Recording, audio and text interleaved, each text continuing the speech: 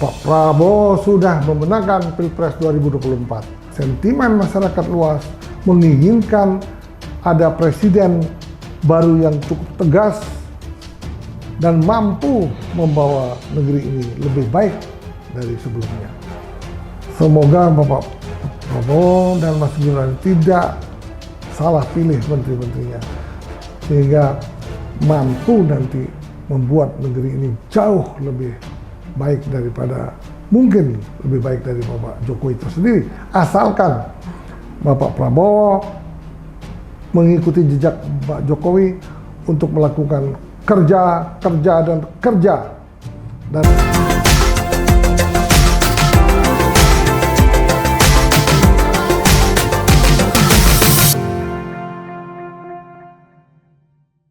selamat pagi.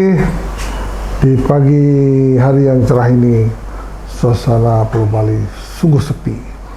Tetapi suasana di televisi tidak putus-putusnya atas kemenangan Pak Prabowo ini masih saja terjadi gelombang demo dan gelombang-gelombang narasi yang tidak menginginkan Bapak Prabowo menjadi presiden. Sebuah kejadian yang luar biasa. Bapak Prabowo sudah memenangkan Pilpres 2024. Kenapa luar biasa? Karena di atas ribuan gelombang demo yang begitu masif, tetap kehendak rakyatlah yang menentukan. Prabowo lah yang dipilih oleh rakyat.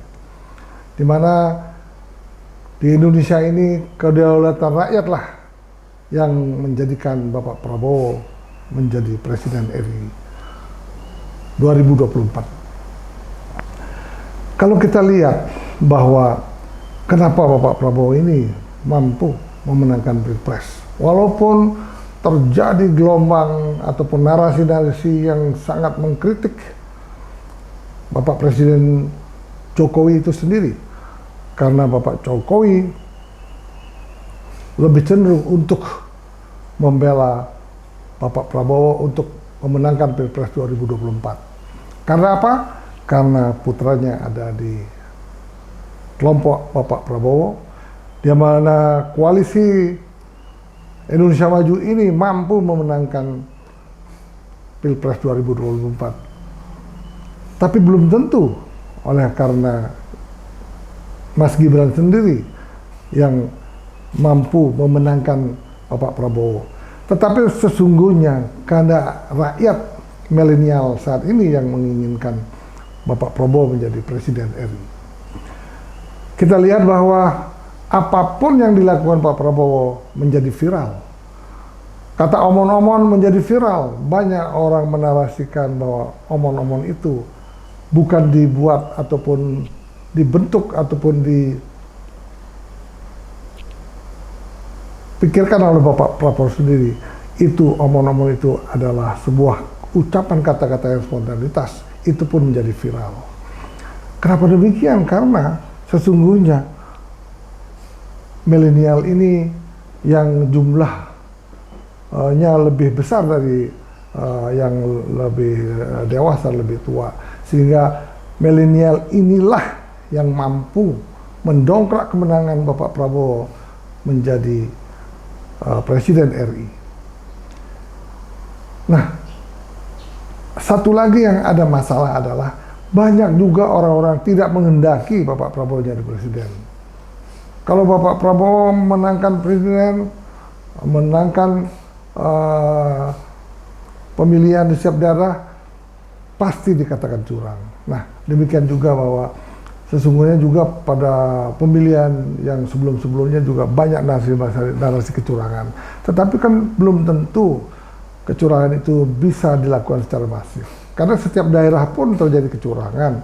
Dan belum tentu juga dilakukan hanya oleh paslon 02. Itu yang terjadi. Nah, ada juga yang di sebuah pulau yang udah jelas-jelas 02 itu menangkan Pilpres tidak mau menandatangani saksi di KPU ya, tapi dengan aturan yang berlaku tetap KPU itu mengesahkan bahwa pemenangnya adalah paslon 02. Nah, itulah yang sangat menggerakkan pemikiran kita. Kenapa kok Bapak Prabowo banyak orang yang tidak suka? Atau mungkin karena Bapak Prabowo sangat dekat dengan pemerintahan Orde Baru. Justru menurut saya, pemerintahan Orde Baru saat ini sangat dielu-elukan. Betapa kalau kita perbandingkan pemerintahan Orde Baru dengan pemerintahan saat ini, menurut analisa banyak politikus bahwa masih lebih baik apabila kita lihat daripada masalah-masalah korupsi yang terjadi saat ini cukup masif. Nah, itu yang membuat justru dengan hadirnya Ibu Titik, putri terbaiknya Bapak Soeharto, justru menaikkan citra ataupun kredibilitas Bapak Prabowo, sehingga masyarakat luas yang cinta dengan Pak Harto pastinya akan memilih Bapak Prabowo itu sendiri. Karena seperti kita tahu bahwa Bapak Prabowo adalah menantu Bapak Soeharto, kemudian Ibu Titik pun ikut berkampanye di daerah-daerah, dan malah Ibu Titik terpilih menjadi anggota DPR untuk periode berikutnya. Nah, itulah titik terang bahwa kecintaan terhadap Orde Baru masih melekat dan sangat diidam-idamkan sampai hari ini. Nah, itu juga salah satu yang mampu memenangkan Bapak Prabowo, mengalahkan paslon 1 dan paslon nomor 3. Kalau secara pikiran yang tidak sehat, maka banyak orang mengatakan tidak mungkin Bapak Prabowo mampu mencapai 58%. Kalau kita lihat dari kampanye 01 sangat luar biasa, kampanye 03 sangat juga luar biasa, tetapi kenyataannya sentimen masyarakat luas menginginkan ada presiden baru yang cukup tegas dan mampu membawa negeri ini lebih baik dari sebelumnya. Nah, inilah tantangan untuk Bapak Prabowo. Semoga Bapak Prabowo sehat walafiat, dan kemudian apabila nantinya Bapak Prabowo bisa memimpin negeri ini dan lebih baik dari pemimpin-pemimpin sebelumnya dan mampu membuat negeri ini maju ke depan, percayalah Pak Prabowo akan menjadi presiden kedua kalinya nanti. Nah, itu yang akan kemungkinan terjadi.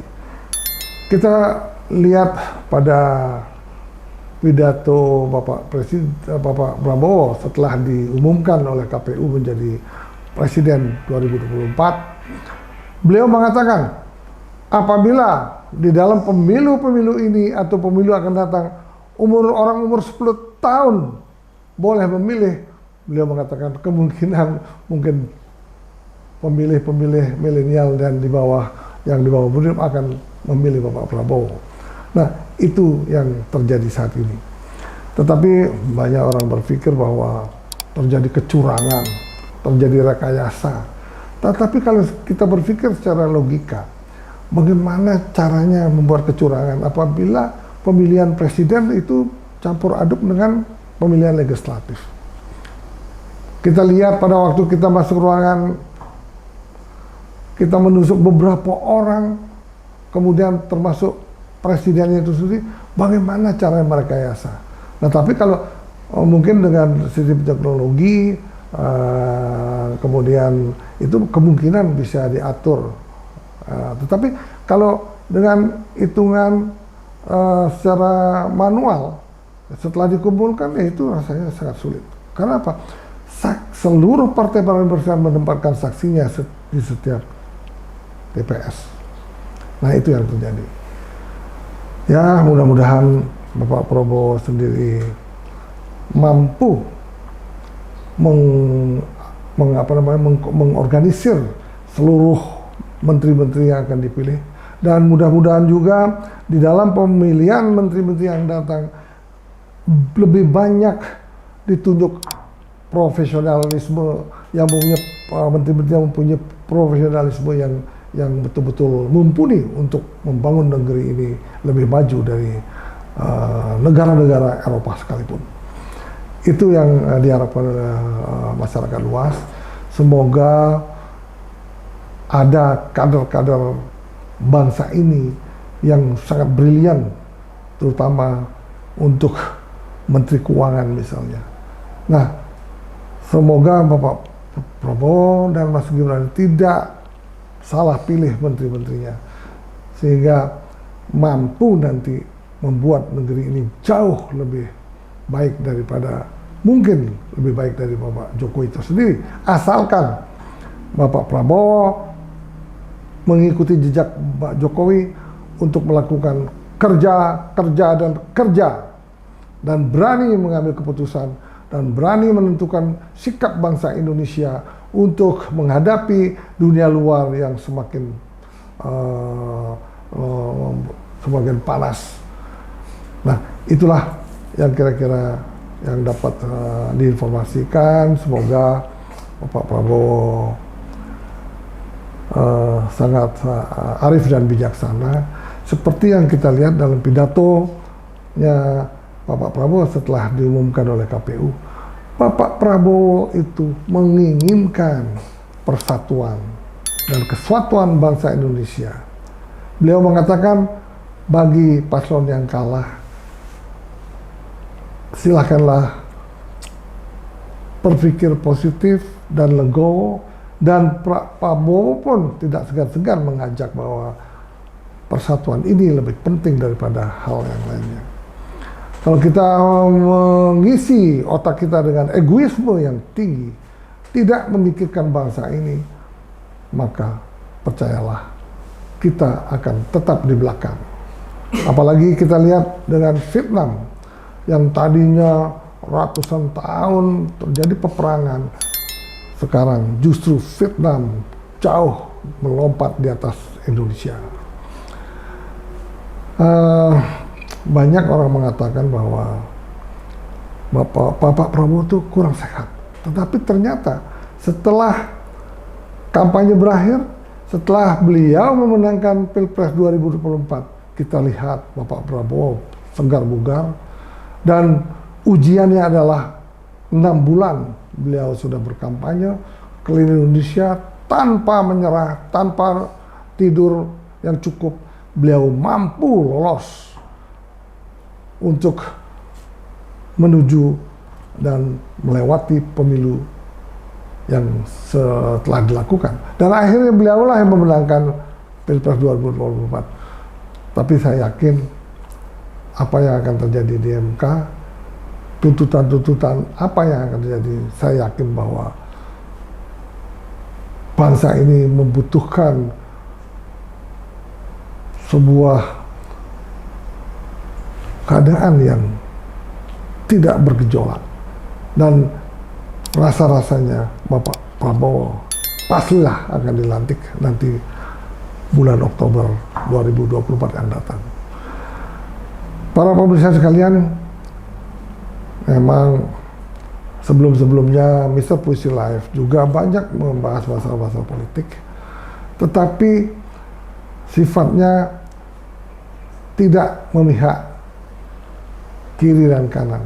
Tetapi memang ada narasi-narasi, ada prediksi-prediksi, memanglah Bapak Prabowo lah yang akan memenangkan Pilpres 2024. Nyatanya benar adanya. Marilah kita berjiwa besar. Semua paslon yang kalah, marilah berjiwa besar, mengakui kekalahan, sehingga bangsa-bangsa di dunia ini mengatakan bahwa demokrasi yang terjadi di Indonesia adalah yang terbaik di seluruh dunia. Karena apa? Karena pemilu di Indonesia ini hanya dilakukan hanya 1 hari. Ya, itulah yang menyebabkan bahwa pemilu di Indonesia ini, walaupun terjadi hal-hal yang saling mengejek ataupun saling berpolemik untuk menjatuhkan masing-masing pihak, tetapi yang menentukan adalah kehendak rakyat. Akhirnya Bapak Prabowo memenangkan Pilpres 2024. Terima kasih Bapak-bapak, Ibu-ibu, para milenial telah melewati pemilu ini dengan damai. Semoga Bapak Prabowo dan Mas Gibran mampu memimpin negeri ini ke depan sehingga lebih baik dari pemimpin-pemimpin bangsa sebelumnya. Dan semoga cita-cita Bapak Prabowo untuk memberikan gizi kepada masyarakat luas mampu ke depannya mencetak orang-orang yang pinter, yang penuh gizi, sehingga apa yang akan terjadi mungkin dalam 20 tahun yang depan akan baru terlihat dampaknya. Ketika bangsa Indonesia ini tidak banyak yang kelaparan, mampu makan sehat, makan bergizi, maka akan muncullah generasi-generasi muda yang pintar dan cerdas. Dan hal ini sudah dilakukan di India. Justru di India sudah lama memberikan bantuan kepada masyarakat untuk makan yang bergizi. Dan tentunya memang budgetnya tidaklah kecil. Tetapi saya yakin dengan hilirisasi yang dilakukan oleh pemerintah Indonesia ke depan, dan dari jelas Bapak Prabowo akan melanjutkan semua program yang ada di Pak Jokowi itu, sehingga mampulah negeri ini akan mencari dana dari tambahan untuk mampu memberikan makan pada masyarakat, pada sekolah-sekolah untuk makan yang bergizi, sehingga terciptalah bangsa atau masyarakat atau anak-anak yang mampu meneruskan bangsa ini menuju ke masyarakat adil yang makmur. Terima kasih. Demikianlah cerita singkat mengenai Bapak Prabowo sudah memenangkan Pilpres 2024. Kiranya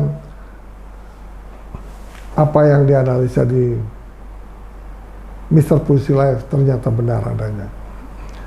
Kemudian untuk itu marilah kita berbesar hati mendukung program Bapak Prabowo ke depan sehingga bangsa Indonesia menjadi negara maju seperti apa yang dicita-citakan oleh Koalisi Indonesia Maju. Bapak-bapak sekalian, jangan lupa tonton Mr. Puisi Live dan jangan lupa like, subscribe, and follow. Tepuk tangan